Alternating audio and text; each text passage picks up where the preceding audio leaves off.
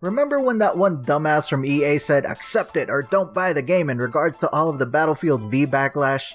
Well, I'm guessing plenty of people reacted to that with fine, we won't, as Battlefield V just went on sale for half off immediately after launch.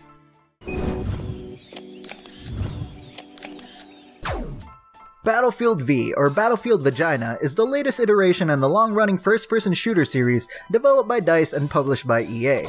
Before Blizzard came out and set the new standard for video game industry fuck-ups with Diablo Immortal, EA strongly held those reins for the months prior with a two-way tie between Command & Conquer Rivals and Battlefield V.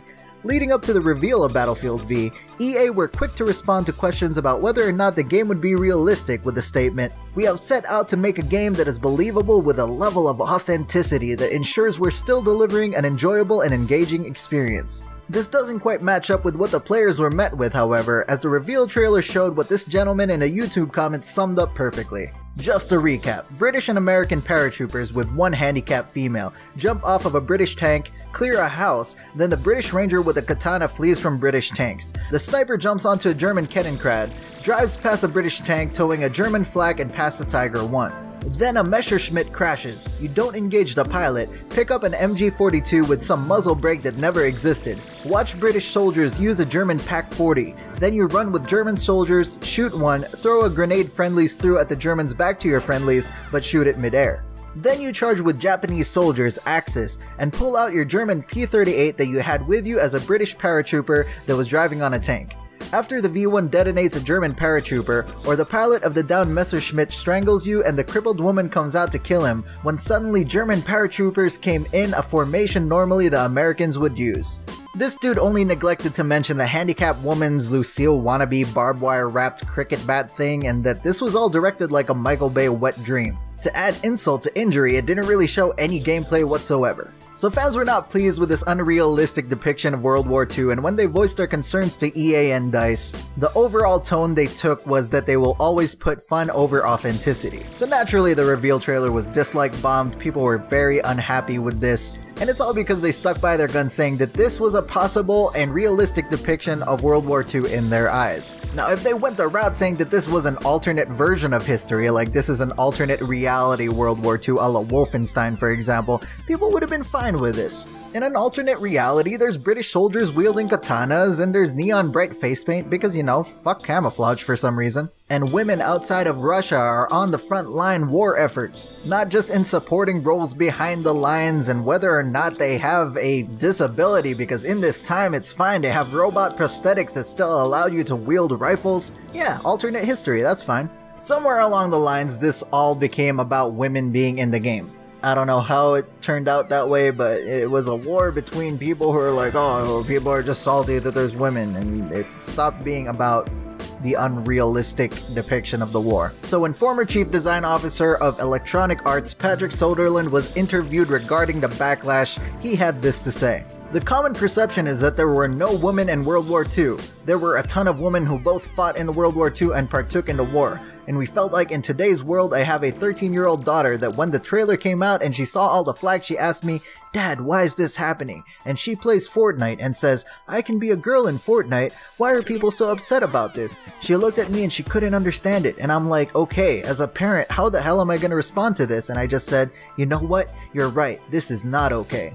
Here's an example of a response you could have done as a parent. You could have been like, Emily, I don't know if that's the name, but Emily, you're 13 years old, so you should have read a fucking history book by now, so you should know that outside of the Soviet Union, there were little to no women soldiers on the front lines in World War II. With that being said, there were damn sure none with robot prosthetic arms, Emily. That's why, Emily. That's why. You can take this however way you want it, but an answer from Quora basically said that Soviet Union was the only major power to allow women in frontline combat roles. Some other countries allowed women to join the armed forces, but only in support roles behind the lines. The numbers were small. Even in the Soviet Union, women made up only 8% of the armed forces, while in the US they were just 2%. Britain had 10% and was also the first country to introduce conscription for women as well as men. In both Britain and Germany, women crewed anti-aircraft guns, searchlights, radar stations, and barrage balloons to defend against enemy air attack. This was the closest they came to combat. They also acted as ferry pilots, flying newly built aircraft from the factories to the airfields. More mundanely, women of all countries also served in more traditional female roles such as nurses, cooks, and telephone operators, but now while wearing a military uniform. That's fucking why, Emily. That's why. This is not a cartoon shooter based on pure fiction, Emily. Why are you comparing Fortnite to Battlefield? What the hell is wrong with you? Anyway, Patrick continues the interview by attacking the gamers, saying, "These are people who are uneducated. They don't understand that this is a plausible scenario, and listen, this is a game.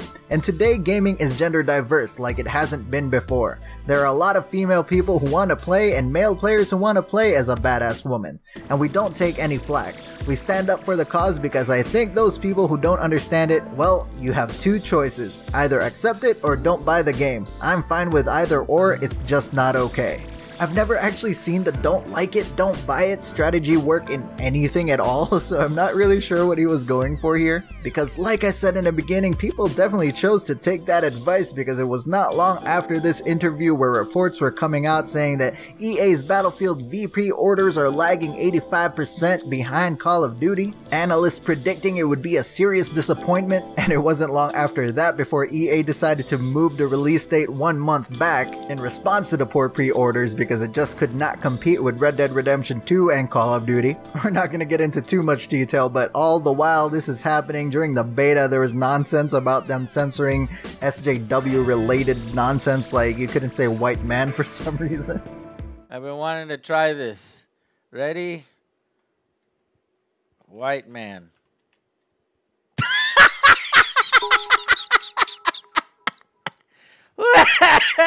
Objective Beta has been lost.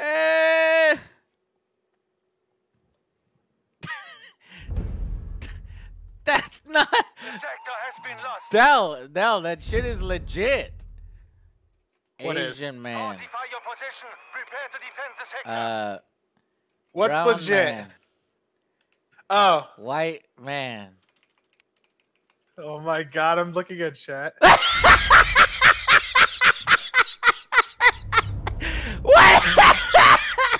What the fuck? Why is white man a bad word?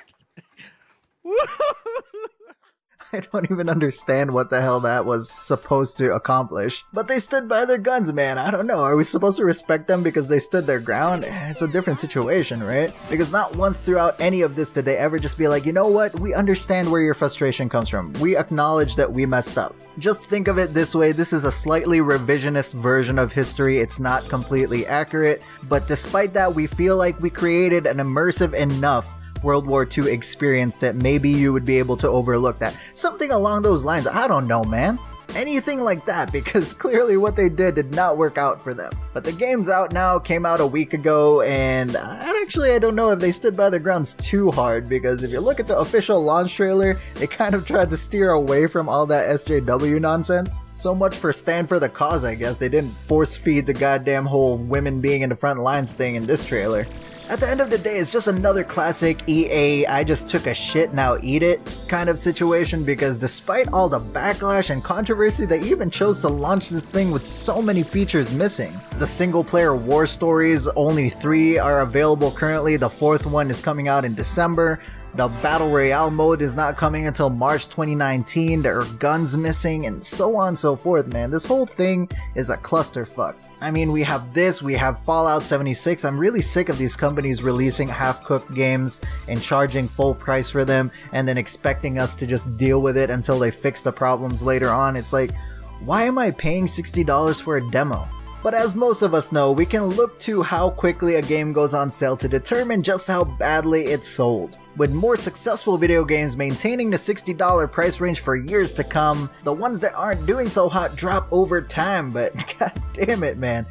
Battlefield V launched a week ago and it's already half off. Some people are trying to give this the excuse that it's a Cyber Monday deal or a Black Friday deal. Dude, this sale is happening after the fact, alright? You don't do a Black Friday deal the Tuesday, Wednesday after. You don't do a Cyber Monday deal the Tuesday, Wednesday after. Don't give me that Cyber Week nonsense. And also, it's a brand new game. New games don't go on sale during these times. They might get bundled, but they don't go on sale, man. This is an act of desperation for a game that is not selling well. Granted, it's only half off for the PS4 and Xbox One versions at Target, but you could still get the PC only version for $40 on Best Buy online, so it's not doing good. And honestly, it could have been a lot worse with the whole Diablo Immortal and Fallout 76 things happening, distracting gamers from controversies that happened prior. Battlefield V just kind of went under the radar. People didn't really attack it at launch, people just kind of forgot about it. The critics have given it a 74 on Metacritic, but you know, I've learned to not really pay attention to critics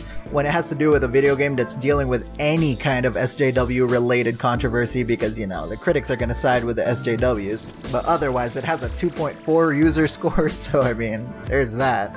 And fuck EA, man, with all the bullshit they've done, I mean, they're finally getting what's coming to them. Look at their stock. It went from nearly $149 down to just above $82. Jesus Christ, that is a drastic drop. And honestly, they deserve it for being the scumbags that they always are. They just can't help it.